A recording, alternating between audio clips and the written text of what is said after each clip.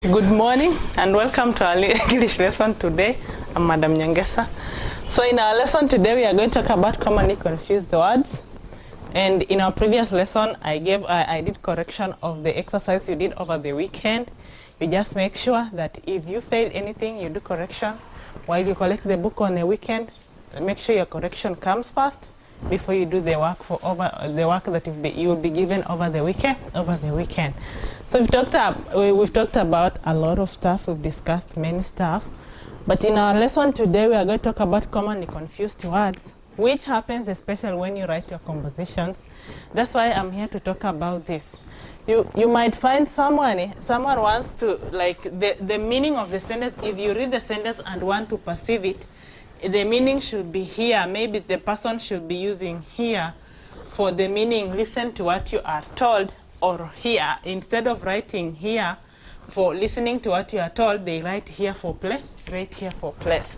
So today we are going to try to talk about these commonly confused words, then construct sentences with the commonly confused words, so that you can know how to either construct them use them in a sentence, especially when you are writing your composition. You realize that when you are talking, or when you're talking to someone, or if it is in verbal speech, then when you want to use here or here, like, nobody can realize that. But the moment you want to put it down in written, it is when you realize that some people do not know when to use here for place and here for listen to what you are told. So here for place, example, in a sentence you can say, I live here. I live here. Or you can say here is where. Here is where Amina lost her money. Let's say that. Here is where Amina lost her money. So if you talk about here, it answers the question where. It answers the question what? Where. Now, I live here. What does that mean? The place at which you dwell. Here is where Amina. Here in my second sentence, here in my second sentence is trying to tell us the place where Amina lost her money. But if I want to use here for listen to what you are told, for example, you can say in a sentence, she doesn't hear. You can say she doesn't hear. She doesn't hear whatever the teacher says. Whatever the teacher says. She doesn't hear whatever the teacher says. Like, she doesn't listen. In my second sentence, we are using here to mean the subject in the sentence, which is denoted by she, which is a pronoun, does not listen to whatever the teacher says. So in the second sentence, we say she doesn't hear whatever the teacher says. Or you can say hear out your mother. Like, can you listen to your mother? Hear out your mother, which simply means, can you listen to your mother? Now, you realize that in my second sentence, in both my four sentences, I'm using here for place, and I'm using here, which means to listen to what you are being told. So we are going to say she doesn't hear whatever the teacher says, which means you don't listen to what the teacher says. And then I'm having here, which is of place.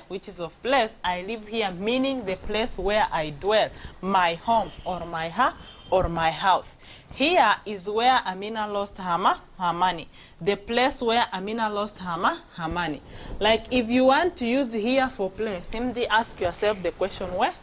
Simply ask yourself the question what? Where. If you get an answer, then you go in for here, H-E-R-E, which means place.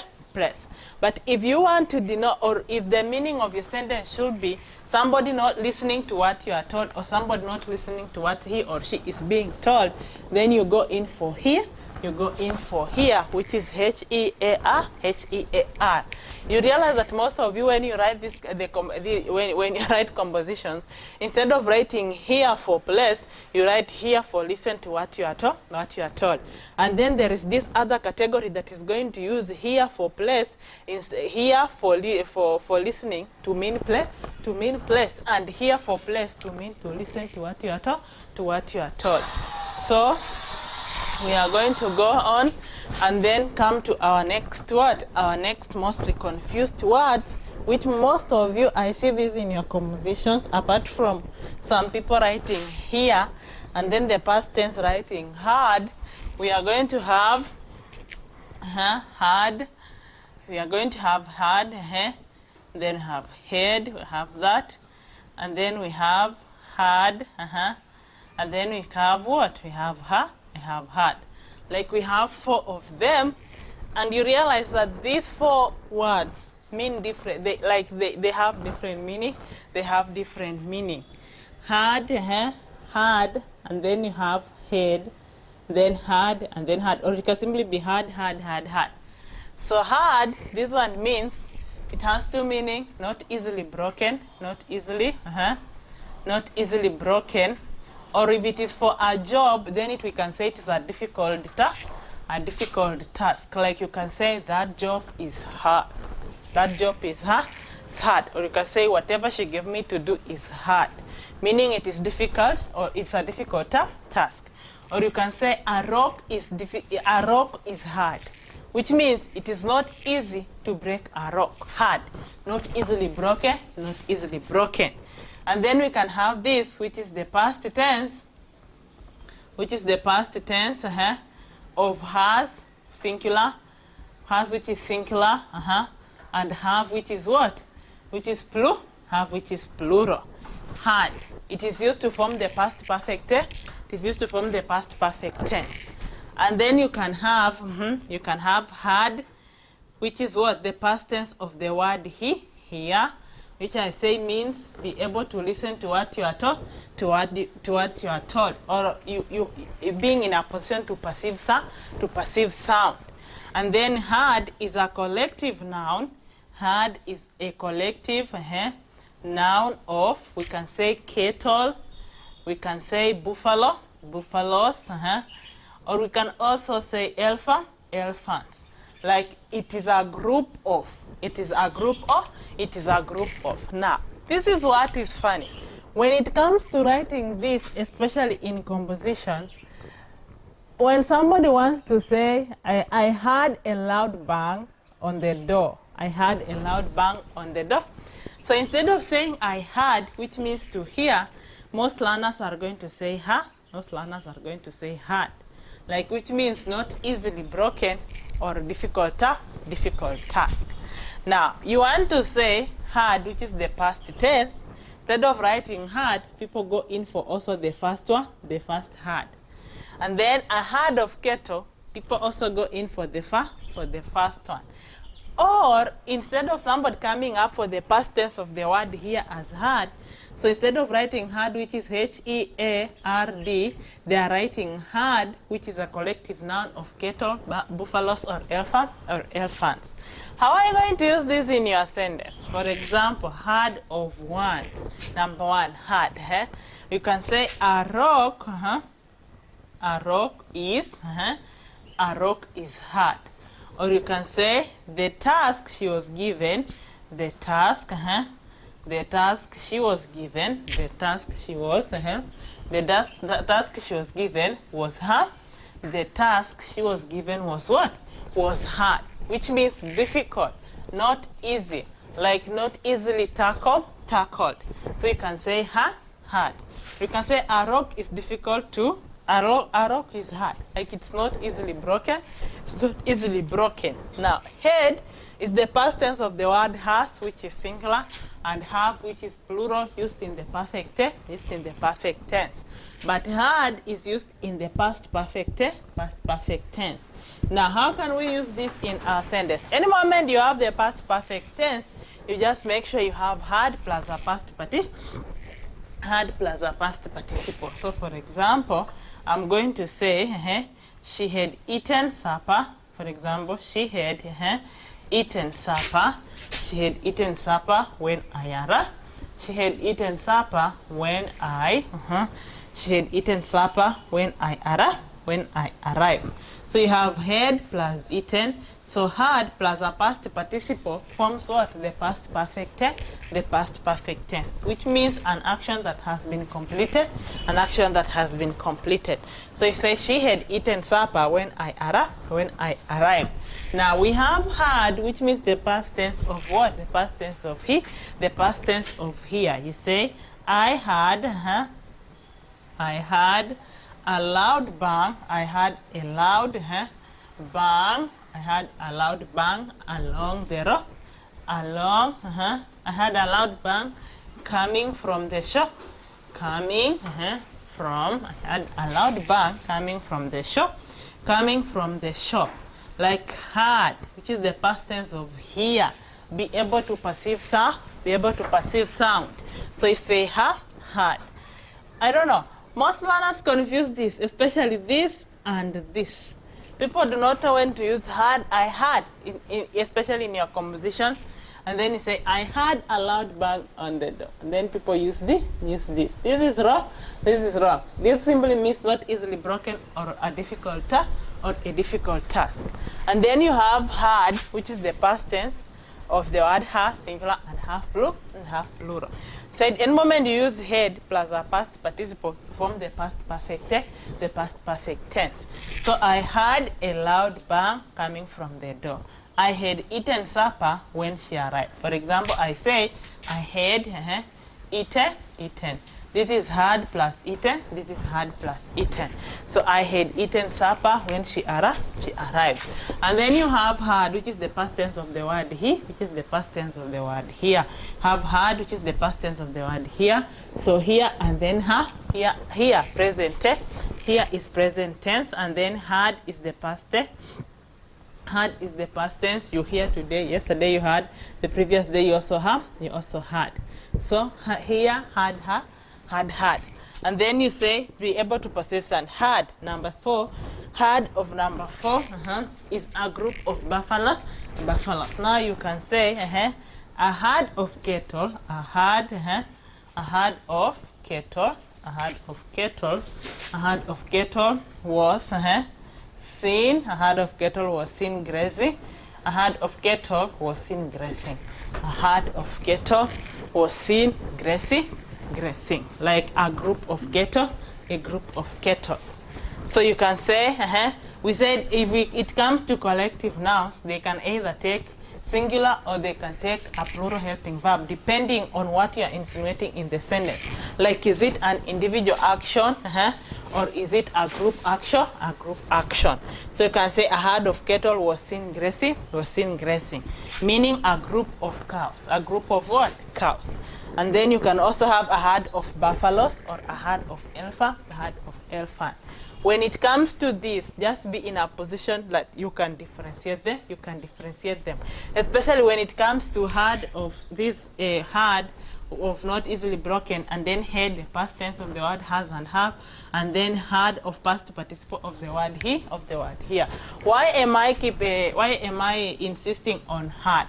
You realize that you have here, say the past tense is had, and then the past participle is had, which means it totally changes from its present tense to the past tense. And then what I've realized is also that most of you, instead of writing had and then the past here and then the past tense is had, you write here and then the past tense becomes what? Here. The past tense becomes what? Here. Like what you are giving in your answers, like where, and then you write your past tense as where, as where'd. There's nothing like here and there's nothing like where. There's nothing like where. It is where, and then past tense is wore, and then the past participle is wore, worn. It is here, the past tense is had, the past participle is what? Is had. When it comes to this here, people make make mistakes, especially when you are writing your composition. Yes, just make sure when you go in for the past participle, you have a helping verb. You have a helping verb. Now you have a herd of cattle. This one is easy. Most learners are able to get this correct. They know it is a herd of cattle, or they know it's a herd of buffaloes, or it's a herd of elephant. But when it comes to herd, this herd number 1, number 2, and then number 3, most of you make mistakes, especially here when it comes to tenses. And then this one, somebody's going to write this. I heard a loud bang. Instead of using hard, they use hard of not easily broken. Our next group of words is been and being.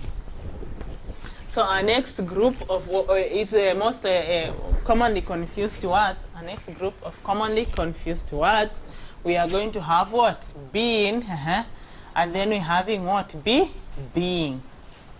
Now, you realize that when, especially when it comes to dictation, and then the teacher says, dictation, number 1, being. Number 2, being. And then, most people are either going to get this wrong. They are going to interchange. Like number 1, they are going to write being, and number 2, they are going to write being. Or number 2, it is being, and then it's being. Now, these are very different. Like these are very different. These are very different. Why? Because when you, if you paid attention when you are talking about tenses, you realize that when the way they are used in a sentence is very different. Being is used with has or have. Being is used with have or has or have. The present perfect tense. And then being is used with is, or is used with are, or is used with is, are, is used with was, or is used with were. For example, you can say the cat has, the cat has been, let's say the sheep, the sheep has been, the sheep has been slaughtered. You can say the sheep has been slaughtered. The sheep has been slaughtered. So sheep is plural, which is has plus been, giving me the present perfect tense. You can say the mangoes. You can say the mangoes have been eaten. So you are having mangoes, and then you are having been, which is forming the past present perfect tense. So any moment you use has or have, make sure you have be, make sure you have been, make sure you have what? Been. But any moment you are using being, make sure you have is, are, or was, or being is, are, was, or were. For example, you can say a mango. You can say, for example, a mango. You can say a mango, yes, is being. A mango is being. A mango is being eaten, which is the passive tense of she is. Which is the passive of she is. For example, she is eating. She is eating a mango, which forms the present forms the present continuous tense. Then you say she is eating a mango, and then you change the sentence to the passive. You say a mango is being eaten. A mango is being eaten. Look at the helping verb. The helping verb. So the helping verb is. The helping verb is what?